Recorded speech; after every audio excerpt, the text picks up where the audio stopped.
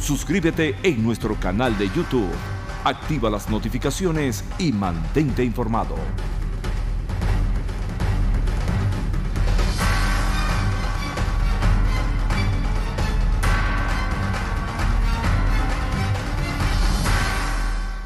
Regresamos con Agárrate. Bueno, hoy que es día feriado, fue un buen día para visitar Victory Motors, para comprar carrito, pero todos los días son buenos para que vayas y veas los vehículos, porque tienen una gran variedad. Y vas con $1,000 o $1,500 en el bolsillo, con eso es suficiente para que te lleves tu carrito.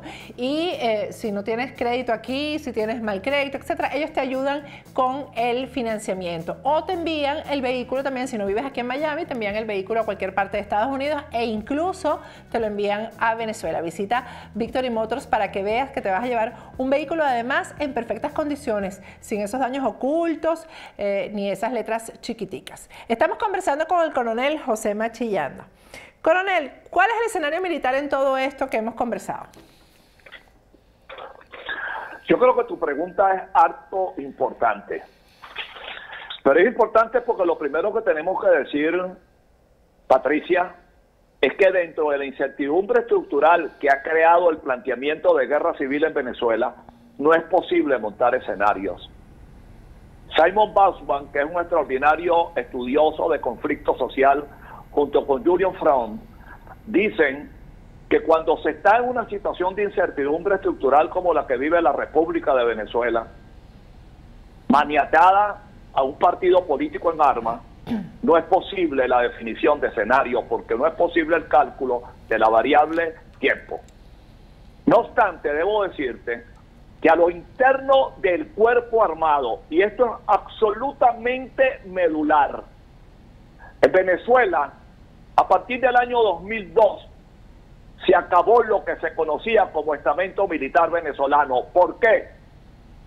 Se acabó porque el difunto, en el año 2002, creó lo que se llama el momento político militar revolucionario, y en los 3 instantes que existieron durante ese año, él penetró la institución militar con 3 elementos nuevos, que son una de las vergüenzas más desgraciadas, de las llagas de la cual sufre hoy la República y esa institución llamada Cuerpo Armado. Metió o incorporó un elemento llamado el comisario político, al delator y al caporal. Con eso se pierde la ingobernabilidad de la institución, porque el caporal se encarga de llevar fajos de billetes para comprar las voluntades, porque el comisario político es el elemento que recomienda quiénes son los que van a ascender, y porque el delator, como yo estoy seguro, distinguidos televidentes, es el degenerado que es capaz de vender a sus compañeros. Por lo tanto, la institución militar que venció política y militarmente al castrismo comunista en Venezuela y que fue capaz de construir una respuesta geopolítica y geoestratégica a la pretensión de Colombia, dejó de existir. Esa es una de las más grandes pérdidas que tiene la República, que tiene la sociedad y que tiene la historia de Venezuela hoy, cuando tuvimos un elemento militar que era propio de una sociedad que crecía y que se desarrollaba y que tenía además una condición profesional fundamental. Tenía capacidad, corporatividad, había liderazgo militar, había ética militar y además había responsabilidad con la sociedad de la donde nosotros veníamos como soldados y a la cual debíamos regresar. Y la preocupación que todo hombre de armas tenía que ver con la defensa del Estado-Nación. Y se tenían hipótesis suficientemente claras en la región frente a las amenazas. ¿Cómo será ahora, distinguidos televidentes, que el país está tomado por la economía paralela, eso que se llama el consumo, distribución, almacenamiento y venta de la droga? Y todavía eso no se entiende como una amenaza. Quienes hoy tienen responsabilidades en el espacio que sea dentro de esa estructura amorfa, inadecuada e inconveniente, costosa, peligrosa y por lo demás delicada, tendrán que responderle a la historia y tendrán que responderle al país por su acto de irresponsabilidad en ese sentido.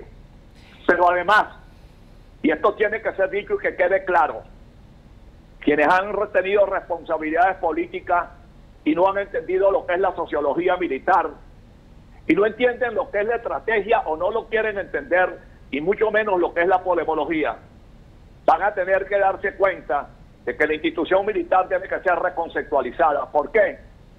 Porque la guerra posmoderna, distinguidos televidentes, obedece una ecuación que se llama hacia la 4ISR. Solo y solo de esa manera puede existir una institución. Y la institución de Venezuela hoy escasamente es una institución al cubo.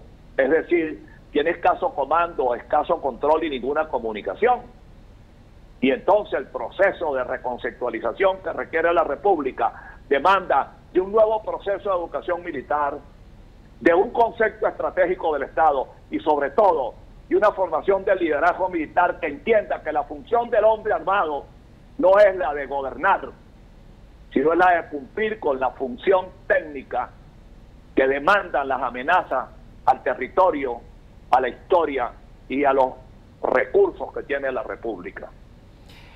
¿Es posible, es factible la reestructuración de la Fuerza Armada para un escenario en el futuro en el país? Es decir, para cuando venga ese proceso que usted habla de transición y de una nueva Venezuela. No es que, no tan solo que es posible, es obligante, es necesario. ¿Cómo se explican, distinguidos televidentes, que un país como Venezuela tenga algo así como 2.600 generales? ¿Quién entiende eso? ¿Cómo y a qué pirámide ocupacional se ajusta ese número de generales? ¿Y por qué hay aquí el planteamiento de instituciones de carácter internacional en donde se refleja una enorme cantidad de hombres que están ligados a la droga y no han sido enjuiciados? La República no puede seguir sosteniendo a este cuerpo armado que es una vergüenza y que representa una regresión en la historia social, política y económica del país. El elemento militar tiene que llegar a ser lo que fue en la década del 70 y del 80, que tenga una organización piramidal en donde haya una extraordinaria capacitación sobre la guerra y donde el elemento militar entienda que su responsabilidad gira alrededor de la defensa del Estado-Nación. Lo que ha ocurrido en la República es uno de los procesos más dolorosos, más vergonzosos y más tristes dentro de la ecuación política del país. Los venezolanos hoy tenemos que estar muy preocupados por la política. Y tenemos que estar muy preocupados por la política para que la política vuelva a ser el centro de la vida. Que aparezca la Constitución y los cuerpos de leyes y no se señale, no se muestre la Constitución, sino que se estudie la Constitución, que se entienda la Constitución y que se comprenda que una sociedad solo y solo es sociedad cuando todos y cada uno de nosotros nos respetamos, y nos respetamos sencillamente porque queremos ser una nación, porque queremos un destino común, como tiene que ocurrir dentro de una sociedad moderna y civilizada. La Venezuela de hoy señala a la barbarie de los bastardos militares que irresponsablemente no han tenido el coraje para hacerle saber al poder político lo errático que han venido actuando y accionando en la República. Uno. Y además reclama de quienes creemos en la democracia que saquemos coraje cívico, no violento, coraje cívico, para amar la Constitución vigente, para ir al proceso electoral y para construir sobre nuestra acción ciudadana una república que mire al futuro y que mire al futuro con la posibilidad de crecer, de vivir de manera digna y de escribir un capítulo que hoy tiene que ver con rechazar al militarismo y la ideologización como ideas madres que han enterrado y han destruido la República. Esa es la tarea que tenemos. A esa tarea estamos llamados y esa es la tarea que tenemos que hacer todos y cada uno de los venezolanos aquí, quienes nos quedamos, pero además todos aquellos venezolanos que como demócratas han tenido que exilarse de Venezuela, pero tienen el recuerdo propio, natural del terruño. Allí tenemos que nosotros enfocarnos.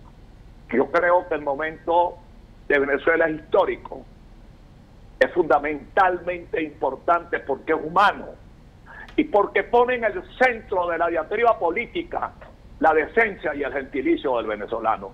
Debemos ser capaces de recomponer la república, tenemos que reinstalar la democracia y tenemos además que enjuiciar a un grupo de hombres que usando el uniforme y manejándose de la manera más inmoral han dejado, han instrumentado y han hecho y creado una regresión en el país que nos crea a nosotros un profundo dolor, pero a la vez nos genera una enorme energía para reconstruir la Venezuela del siglo XXI.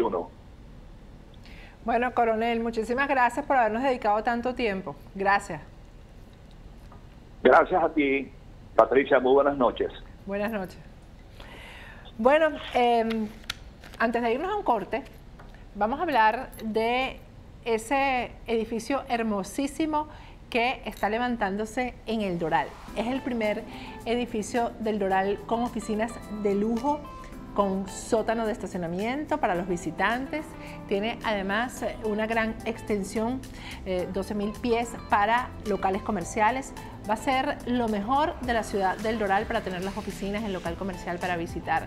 Bueno, porque además es el primer edificio boutique mixto al oeste de la ciudad, con esa ubicación privilegiada que tiene el Doral, muy cerca del Aeropuerto Internacional de Miami. Es el punto más grande de enlace entre América Latina, el Caribe y Estados Unidos. Están en preventa las oficinas y los locales comerciales. Aprovechen los precios de preventa. Vamos a un corte y al regreso vamos a tener un segmento bien informativo e interesante para todos. Ya regresamos.